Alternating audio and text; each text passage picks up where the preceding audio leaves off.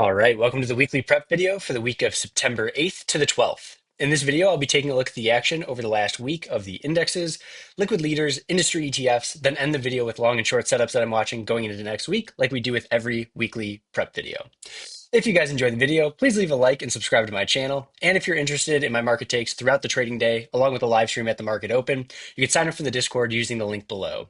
We are extending the promotion where you can try it out for a full week for just $30 until the end of this weekend. I think Monday is the last day that we're going to be doing that. So if you have any interest in signing up and giving it a try, go ahead and click that link and sign up. Getting into it, we'll start with the indexes. NASDAQ finished the week up 1%, and we had relatively good response this week. We started with a really ugly gap down under the 50-day moving average on September 2nd. Almost immediately found buying support at that support gap level, reclaimed the 50-day moving average, gapped up on Wednesday right to the 20-day, followed through above all the key moving averages on Thursday. Then on Friday, when jobs data came out weaker than expected, higher likelihood that we're going to be lowering the interest rates, the Federal Reserve interest rates. So we had that large gap up. Unfortunately, opened right near the high of the day, closed mid-range after some pretty ugly action in the morning down to the 5 and the 10-day moving average. But like I said, did close mid-range and into this later resistance gap. So for everything that this week could have been, I would say it's extremely positive with some weakness on Friday. But given where we were opening the week on Tuesday, shortened trading week this week, I couldn't really ask for anything better from the NASDAQ. S&P 500, similar action, made a new 52-week high, actually all-time high on Friday on the open. We did close slightly down on the day, down 0.3%, still above all the key moving averages. All the moving averages are in the right order, and it's hard to argue with the strength when the S&P 500 is making a new high. Getting into the IWO, this is the growth stocks of the Russell 2000. So typically more rate sensitive names. And we continue to see rotation from mega cap stocks into the smaller cap stocks, with IWO up 1% for the week, up 0.4% on Friday. Nice test of the 10-day moving average on that quick sell off in the morning. Closed, I would say, top third of the daily range or so, and a new closing high for the year 2025. So again, not a bearish thing. And then ARKK, probably one of my favorite charts in the market right now. Got the big kind of cup rallied into new highs, 52-week highs at least. And then from the middle part, end of July till now, we've just been consolidating and putting in higher lows each time we shake out. We've got the August 1st shakeout, which put in so far, the lowest low. Another shakeout on the 20th, little shakeout on Tuesday's gap down. And then on Friday, we shook out the 50-day moving average, closed above the 5, the 10, the 20-day. Really, really solid consolidation over the last 6 or 7 weeks when we could have seen, hey, things got super hot. Now we need to go into a full-blown correction. Nope, we're just going sideways and correcting through time, which is extremely bullish. Then finally, taking a look at IBIT as a way to track Bitcoin. We do have some weakness here. We tested the 20-day EMA on Friday, opened near the high, closed kind of at the 10-day moving average, and still not really participating in the rally. If you take a look at the NASDAQ, the S&P 500, IWO, ARKK, all of that is outperforming Bitcoin right now. So one little risk off signal, while the rest is very much risk on. Getting into the liquid leaders, I did kick out NVIDIA for AVGO coming into, well, after Friday. So really quick, we'll take a look at NVIDIA's chart. Already showing weakness after their earnings. We had all the volatility on their earnings day. Gap down after BABA reported that they were going to be creating their own semiconductors, Alibaba, the Chinese stock. Followed through under the 50-day moving average on Tuesday. Just chop Wednesday and Thursday, and then another gap down as I think AVGO said they were also looking into making their own. Well, they are a semiconductor chip, but I think they were partnering with ChatGPT or OpenAI, and that's why we saw another gap down for NVIDIA. One thing I do like about this is we immediately responded to the lower part of the support gap. So hopefully this is just kind of the end of the pullback. We can rally, put in a higher low, build out a base, which will take a couple weeks overall, which is why I removed it from the leaders list. But as long as we don't take out Friday's low, I'm okay with the action that we saw here. Not really focused on NVIDIA, but it's not the end of the world to me. So we'll sort this by price percent change on the week and just go through the leaders that way. Let me move this over a bit. So CLS, this was added to the leaders list this week. Awesome action. Tuesday, Wednesday, Thursday. Like Tuesday, we gapped down under the 20-day moving average, not even testing the 50-day like NVIDIA, like the NASDAQ. So some relative strength already going into Tuesday's gap down. But you just see massive accumulation bar, and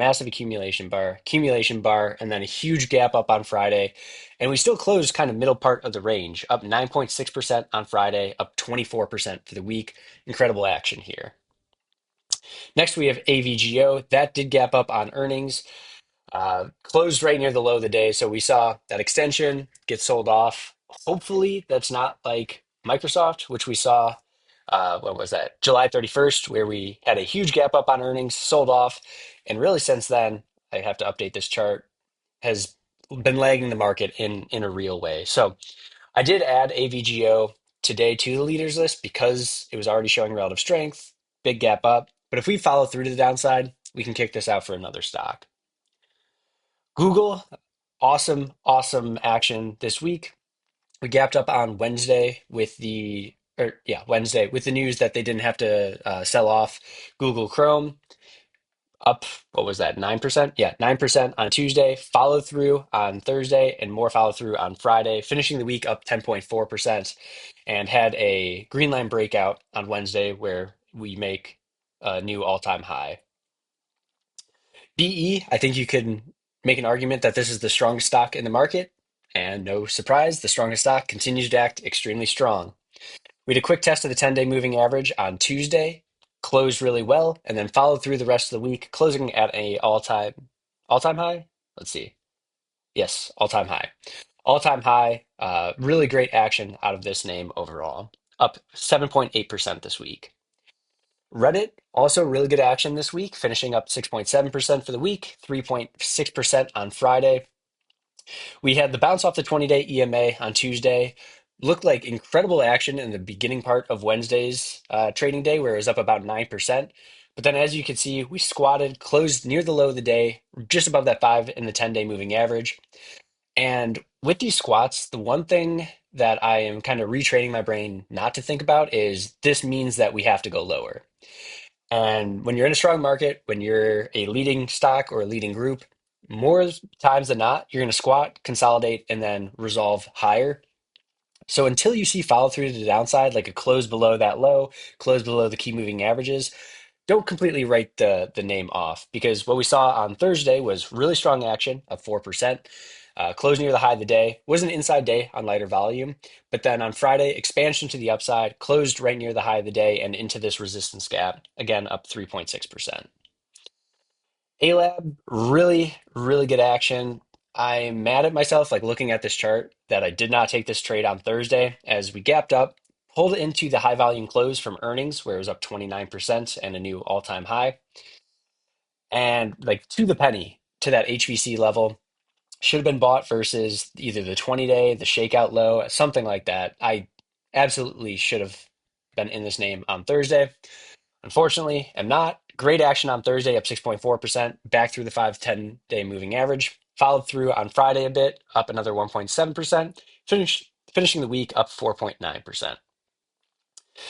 APP, really, I'm going to keep saying this, the leaders are acting great. The indexes are acting great. A lot of bullish signs here.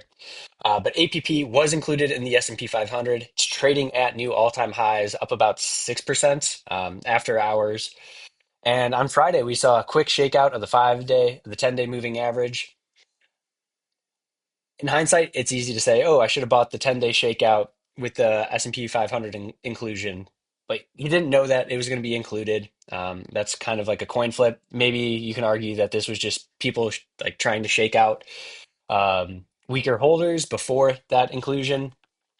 I don't like to play that type of coin flip kind of trade, but I'm glad that it was included in the S&P 500. It's been one of the best stocks the last 2 years, definitely deserves it. And the fact that we're gapping up into new all-time highs is awesome action. FUTU, the leading stock in China, a bit of a reversal on Friday. We made new 52-week highs, closed at the low of the day at the 10-day moving average on a little pickup in volume. This is one of the positions that I'm currently holding. So ideally, we don't follow through to the downside. But like I showed with Reddit, this action by itself is a little bit of a warning sign. But until we see confirmation that it's going lower, I don't think it's the end of the world. Even if we kind of take out today's low or Friday's low, trade into the 20-day EMA, put in like a higher low overall, I still think that it's a beautiful looking chart and it's trading right near all-time highs. Very few Chinese stocks, which is a group that I've been focused on, are even near their all-time highs. FUTU is right there. And finally, SoFi, nice test of the 20-day EMA, rallied, closed right near the high of the day, back through the high for the week, and over all the key moving averages. So ending the week basically flat, down 0.2%. But as you can see, this past week, every single leader was positive, which is awesome action. Getting into the industry ETFs, I will go through each of these because it's the weekend prep video, spend a little bit more time on some key themes that I'm watching, and then just like kind of breeze through the rest. So, XBI, my largest position right now is in LABU, which is the three times leverage version of biotech. So very happy to see that this is leading the way this past week, up 6.2% for the week, up 2.2% on Friday, and really just a great chart to study. We were putting in higher lows, higher lows, higher lows, tested the 200-day moving average, came back in, and then on this support gap on the 50-day moving average, we tightened up, broke through that pivot on August 12th. That was the buy point for my LABU position. Had a couple days rallying, consolidates again, and then pushes even further. And I think at this point, like through this range, basically up until the end of August, I think people were just ignoring biotechs. But the action that we saw this week and the individual action from some biotech stocks, I think is going to put this on everyone's radar now. So I'm glad I bought a lot lower. What that was the whole goal of buying lower at a key spot at a 50-day moving average, where if it failed, it would have been a very tight stop. But if it turned around, it was the beginning of a new uptrend, which is what we're seeing. TAN, the solar ETF, another theme that is more rate sensitive. So biotechs, home builders, solar, which those are the top three performers. Very much looks like we are going to be getting some rate cuts. But TAN, another really, really strong Friday, up 4.7%, up 6.1% for the week, new closing high for the year, and maybe the past 52 weeks as well. So uh, solar has sneaky been one of the strongest themes of the market this entire year. And now that we have Enphase back over the 50-day moving average, I think trading the individual solar stocks are going to be a little bit easier. Now I know Enphase got kicked out of the S&P 500. The trading out down about 2% after hours, but still looks like this is bottomed, trading above the 50-day moving average, similar to what we saw with TAN, like the solar ETF as a whole, on June 17th, when it gapped down on the news that the solar credits weren't going to be included in the bill. If we can see that bad news get absorbed and then resolve higher with Enphase, I think that marks the bottom for Enphase, and Enphase bottoming is going to help the rest of the solar stocks as well. So again, like pounding the table, focus on solar stocks, biotechs, home builders will be next. Another leading group the past 6, 7 weeks. Tested that 200-day moving average, higher low, and then really got going. This past week, up 5.4% with two gap ups. Kind of a weaker close compared to the daily range on Friday, but so extended, short term, like over the last 3 days. And just look at all these blue skyscrapers, just showing how aggressively this theme has been accumulated lately. So great to see there. Gold miners, leading theme of the year, just incredible trend this entire year. Really shows how, unfortunately, how weak the dollar is, how much inflation is impacting the U.S. And gold miners and gold itself just continue to rocket higher. We had a little gap down on Thursday, gap back up on Friday. Nice close on big volume. The one thing I'm worried about at this point is you're starting to see a lot of people now finally start to talk about gold, and we're starting to see volume pick up here. And you don't want to see volume pick up while you're already extended without like real price appreciation. Like Friday's action was good, up 2.8%. But I would want to see that like continue to trend. If you see a lot of chop, sideways while volume picks up, that's institutions selling to late retail buyers, and that typically marks a short-term top. So keep that in mind over the next couple weeks. XRT retail ETF up 3.7%. This probably got helped out with the American Eagle earnings. I think they were up about 34%. Some other retailers are acting well, but new 52-week high, new multi-year high actually, and strong close on Friday. XME, this is, whoops, XME, this is the metal and mining's ETF, so it kind of goes hand in hand with gold miners. But as you can see, new 52-week high closed at the high of the day on Friday, up 2% on the week, acting extremely well.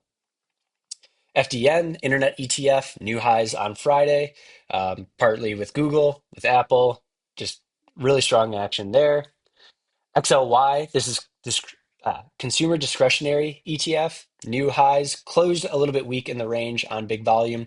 We'll see if that's like a reversal candle, but we have to see follow through to the downside for that reversal to be confirmed. Right now, it's just kind of consolidation up there. IYZ, telecommunication ETF, new 52-week high, closed positive on Friday. Getting a little extended here, but overall acting great. Semiconductor ETF, with Nvidia's weakness over the past couple of weeks, you would think that this is acting would be acting much worse. We had that big gap down on Tuesday, but then reclaimed the 50-day moving average by Wednesday. And with AVGO's earnings and CRDO's earnings earlier this week, we got back over the 5, the 10, the 20-day moving averages on Friday. Now, what I would like to see is some consolidation of volatility. Like things have been really volatile basically since the top here, since Nvidia's earnings. Let's see volatility contract. Let's build some higher lows and really like build out this base before we have another move higher. But it's great news overall that it's above the key moving averages. KWEB, Chinese Internet ETF, continues to be the theme that I'm most focused on putting more money to work. 3.5 year base. We're right at that breakout point now. We had a gap down last week on the 27th. Accumulation bars every single day, closing higher than the open. Friday, we had a gap up, closed a little bit weaker in the range, but still above the key moving averages.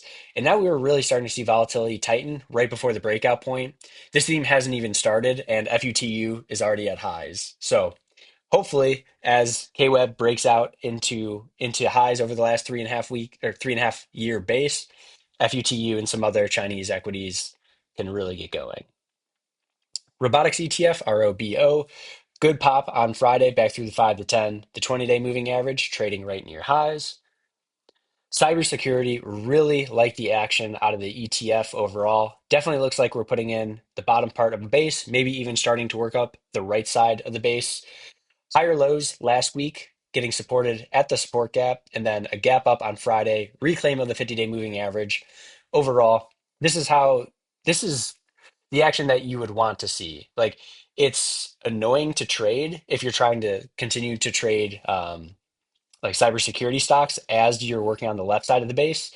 But once the ETF itself starts to put in a bottom and starts to like tick up a little bit, the leaders of the theme are probably already making new highs or are right at new highs.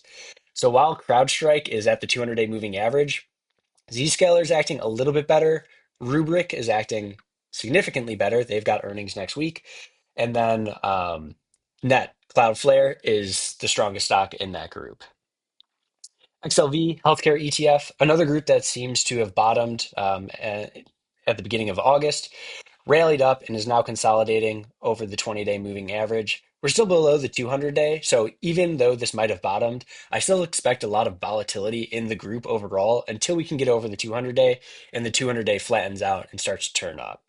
So it's good to see that this may have bottomed, but for a clean trend, we got to get over the 200-day. XLP, consumers ETF, consumer staples. I don't really spend a lot of time on this. This is just like what a barcode kind of chart where we're just trading sideways here. NLR, nuclear and uranium ETF, good shakeout of the 20-day moving average and support gap on Friday.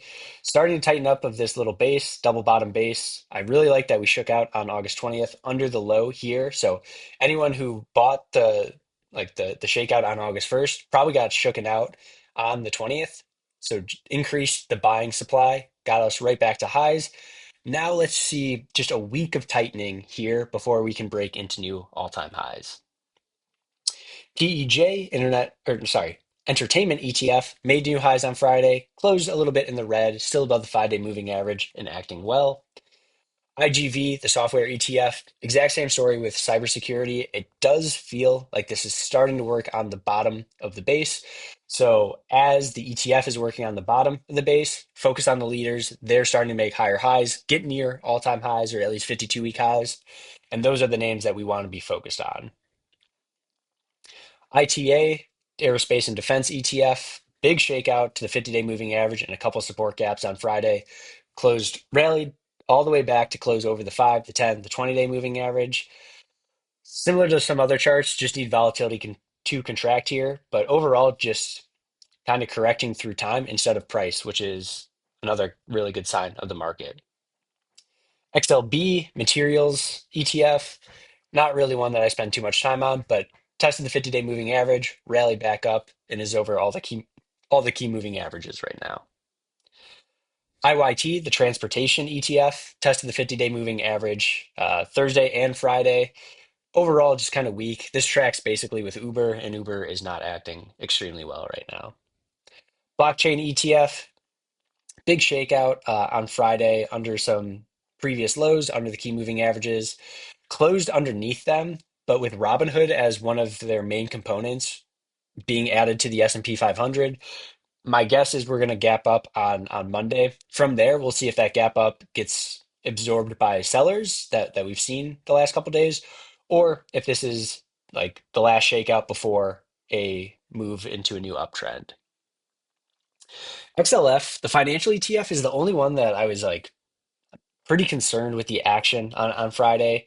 We rallied initially to make new all-time highs. Then we lost the 5-day, we lost the 10-day, we lost the 20-day, closed kind of near the low of the day, while indexes, other themes closed near the high of the day, and on a big pickup in volume. So one thing to watch for is, can this be the low? Can we start to see volatility contract in financials and get back near highs?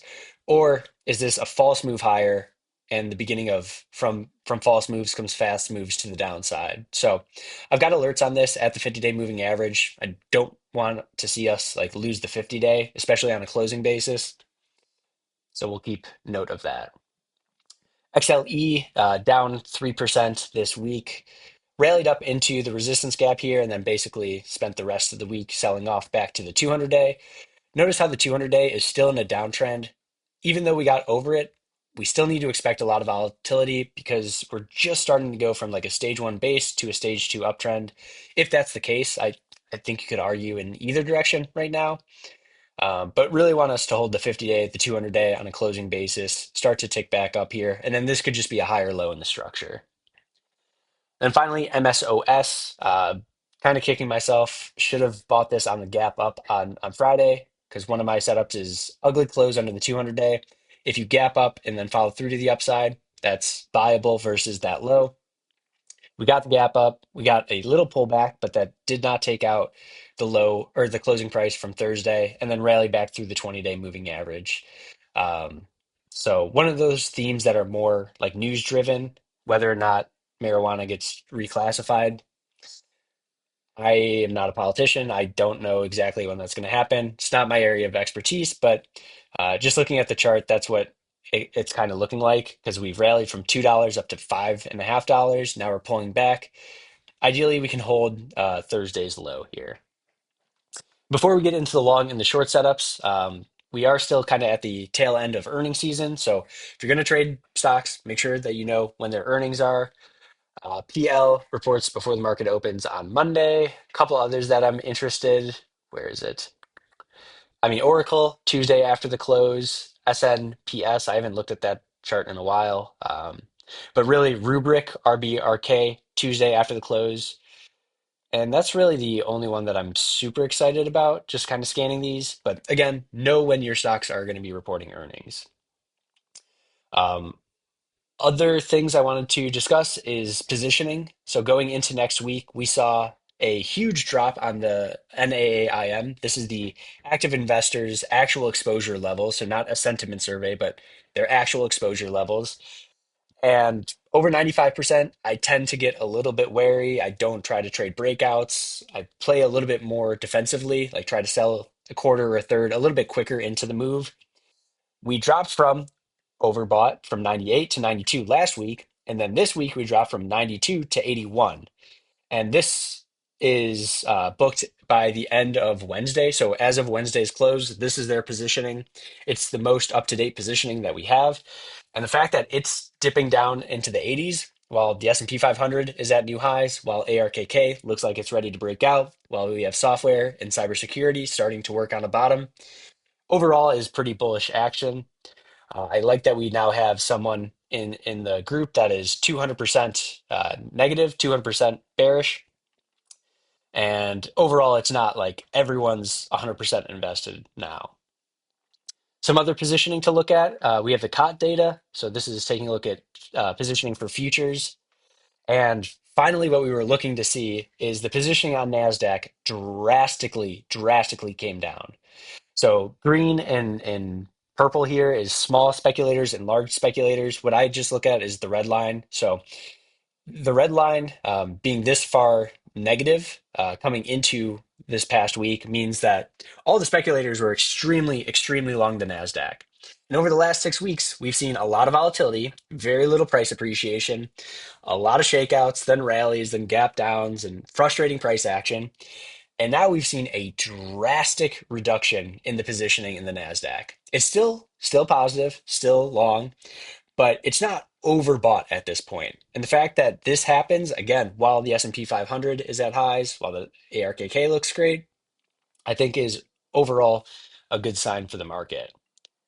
Taking a look at the COT data for the S&P 500, that is slightly negative or slightly short positioning from the speculators.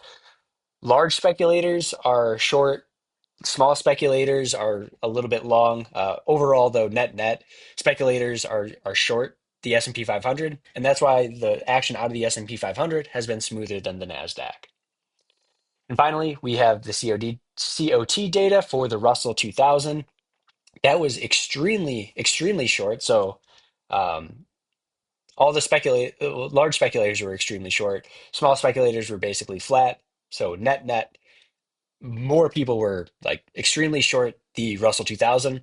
What has been the easiest trade the past 6 weeks? Home builders, solars, biotechs, everything that's rate sensitive and in the Russell 2000. Very clean trading out of the Russell 2000 stocks, while you had the Nasdaq like very volatile, but even still strong. So that is starting to unwind a bit.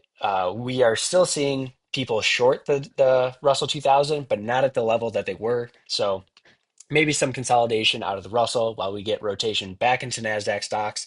Now that positioning has come down a bit there. All right, getting back into the long setups. Got 15 for you, so I'll try to keep this relatively quick.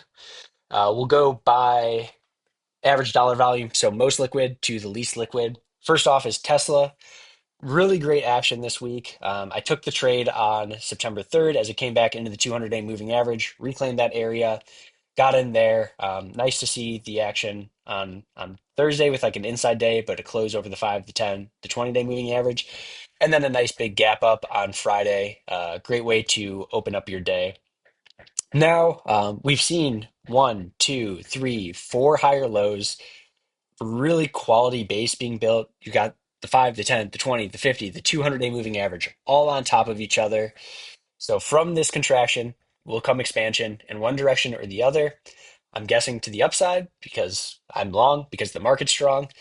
A couple different ways to play this if you don't have a position at all in Tesla is just through Friday's high. I like to buy things on pullbacks to keep moving averages and gap zones. That's the best way that I know how to trade. Tightest risk reward, so you could size up a little bit more. So I'm looking at a pullback into the 5 and the 10-day moving average and this gap zone around 340, 339-ish area to add to my position to really get it sized up. And if it works, that's like the best risk reward spot. And if it doesn't work, I get stopped out for a small loss. But multiple higher lows. We got the weekly contraction here, got positioning on the NASDAQ coming down. Hopefully we can start to rocket higher on this one. Robinhood, hard to plan for the entry on Monday because we are gapping up. Right now it's trading at around 107, but what I would be looking for is kind of like a morning sell-off into the 20-day and then a recapture of the daily VWAP as an entry versus either the 20-day moving average or the low of the day, whichever is lower there. But after a couple week pullback and after about 2 months of consolidating sideways, we had the 50-day moving average catch up, still in a rising manner, and now we're gapping up over those levels. Hopefully, we can get Robinhood back, igniting the new uptrend. We could put it back on the leaders list and kick out something that's a little bit weaker. ANET, really strong action this past week. You could see all the accumulation candles. Gap up on Thursday, back over the high volume close from earnings, followed through on Friday. Now just looking for a retest of that gap zone of the 10-day moving average, kind of a breakout retest at that 137 area on any market weakness going into next week. TEM feels like everyone has this on their radar right now, and it kind of trades like that. Not a name that I would want to take on strength because every time it does kind of go over a pivot, you see another reversal. We are finally starting to see some tightening, loose, like it's still relatively loose, but for TEM, it is tightening right near like all-time highs. What I would be looking for here is a higher low test of the 10-day moving average. So little pullback, but a higher low overall. Pull back into the 10-day, buy that versus the 20-day EMA in the low of Thursday. You could buy through Friday's high through Wednesday's high, kind of like that pivot and the resistance gap, bottom of that resistance gap. We just know that historically this has been a stock not to buy on strength. But at some point, buying on strength will work, and I'll probably miss out if it just goes on strength, which is fine. I'll buy it back later on a pullback. But for now, looking at that 10-day moving average. Next two are quantum names, RGTI, good shakeout of the 50-day moving average, really tight price action this past week, under the 5, the 10, the 20. This one you could buy on strength. The shakeout was probably a better buy spot on Friday under the lows of the week and the 50-day recapture. But now that we've had that shakeout, we've had just another higher low in the structure. And I really couldn't draw a more perfect like weekly chart. Like if I go to the weekly chart, you could see big base back here, huge run in December from 75 cents up to $21. And then we've consolidated basically this entire year. Volatility is contracting, and from contraction comes expansion in one direction or the other. After a nice shakeout, the 50-day is still rising. My guess is to the upside. So through today's high or Friday's high, stop would be the 50-day moving average.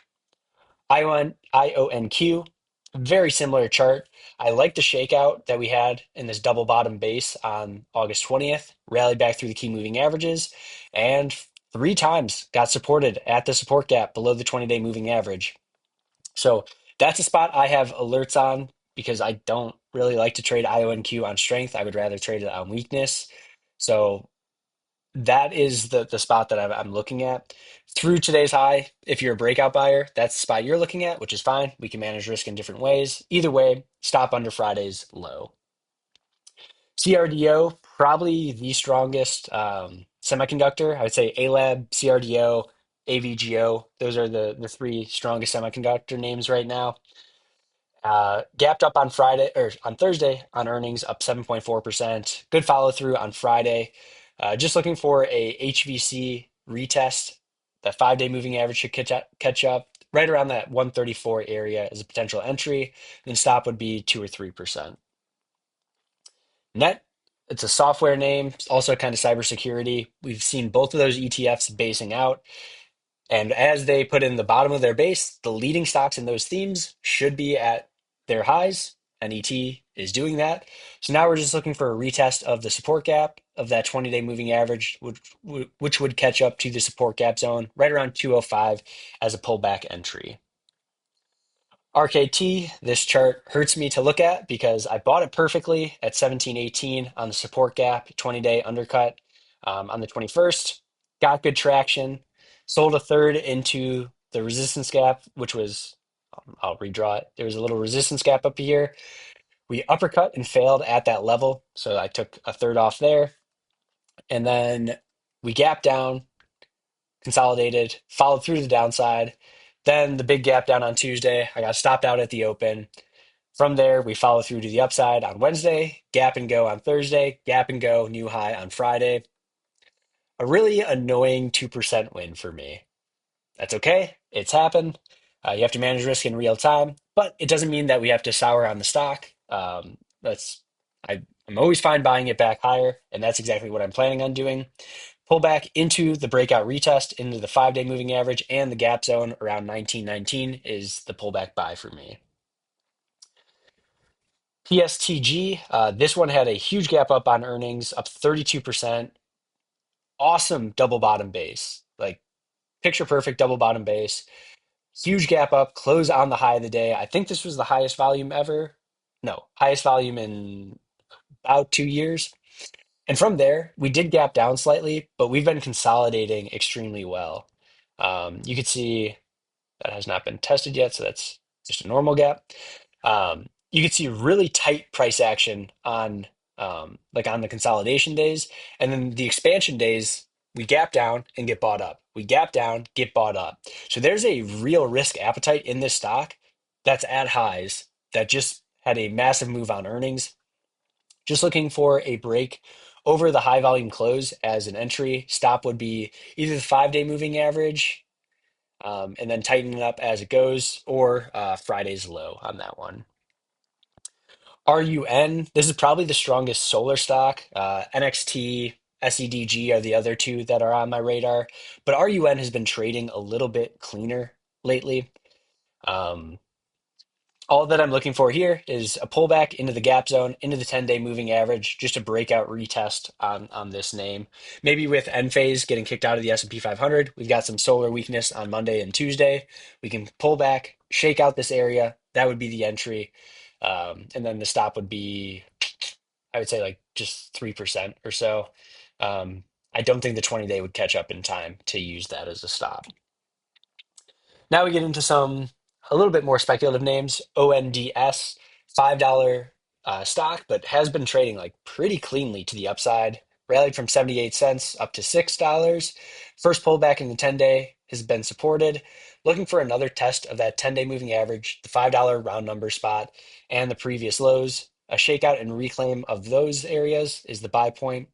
Otherwise, if we have like market weakness or a bigger shakeout on this, the 20-day moving average and gap zone at 450 is another spot of interest for me. UUUU, this has been a very, very strong stock. Everyone got shaken out on this, and not, I don't mean actually like every single person, but this was a nice clean pivot. We broke to the upside on the 18th, hammered down on the 19th. And instead of following through on a day like that, where you lose 18%, the stock was immediately accumulated. We got back through the 5 to 10, the 20-day moving averages on the 21st, back to new highs on the 22nd, and then followed through. Now we're seeing a pullback into the support gap, into the 10-day moving average. This was buyable on Friday. I was not awake right at the market open because I'm traveling, visiting my parents right now.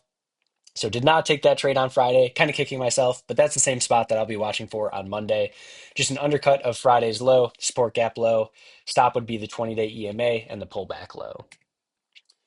VSAT, this has been on the watch list for a little bit. Just another retest of the support gap low, the 20-day EMA, the high volume close. That's the spot for the pullback buy. This name, double high tide flag from 8 to 17 or 16-ish, consolidates from 16 to 28, consolidates, new high. Now we're just pulling back into a breakout retest. And finally, AMPX. This only trades about $40 million a day. So on the more illiquid side, but really clean flag here into the 50-day moving average. Nice shakeout on Friday, under the 50-day, under Thursday's low, then closed well. This is one that I would be taking on strength through Friday's high. Stop would be the 50-day moving average. And finally, we got some some short setups to go over. First one is Palantir, and I left the support gap up here because I wanted to kind of walk through my thoughts. I have been obviously very confused about the stock over the last couple of weeks because we had an aggressive sell-off well under the 50-day moving average into the support gap, which we bounced at that level. And then for 2 weeks, every time we wicked under the support gap, under the 50-day moving average, on a closing basis, when institutions have to make their final decisions for the day, they supported the price action. That is until Friday. We closed below the support gap, so we can delete that. We now have evidence that they are not supporting the price action by the end of the day, especially by the end of the week, because we have now closed below that area. So, from what I thought was kind of bullish, like a pullback and the inability to break to the downside, and I still think it could be doing that. Like if we get a gap up on Monday and rally back through the highs, I think this is just like a lot of volatility at the 50-day. But the fact that we closed under the support gap, we still had relative weakness compared to the indexes. This is a name that has already made a just phenomenal move from like, what was it, $7 up to 180-ish. If any name is going to break down, it's going to be Palantir. So looking for a little rally into the 50-day moving average and then a loss of the 50-day, loss of the daily VWAP as a short versus the high from Friday. HIMS, really nice island gap down to the 200-day moving average, got supported there, then gapped up. So it wasn't really a surprise that we had good action on Thursday, back through the 5 to 10-day moving average. Now is the real test for this name. And if you want to argue that this is a double bottom base, getting supported at a key moving average, and you have an island gap on that moving average, I think that's all bullish action. But what I'm looking for here is a very tight, kind of do or die spot to manage risk against. And with that, I'm seeing the 50-day moving average, round number $50, and the resistance gap here, all potential uppercut and failure areas. So uppercut and fail through that area, stop at the high of the day is going to be a very tight risked trade. If we close over there, this looks more bullish. I put it back on my universe list, and then I start to look for trades on the long side. VRT, one of the weaker semiconductor names, along with NVIDIA lately. Just looking for a rally into the 50-day moving average as a potential short versus the high of the previous rally at 134. NEGG, this is one of those speculative names that have gone on a monster run from $3 up to $130 and very quickly went from 130 down to 30. Lost $100 and massive part of its move in about 2 weeks. And one thing that it did, which we'll cover ZEPP next, when it made a new high, it gapped down and traded off the 10-day moving average, went into new highs, made a new high on the 21st, gapped up and tried to get going again. And we just trapped a bunch of people, a bunch of traders from 100 to 130.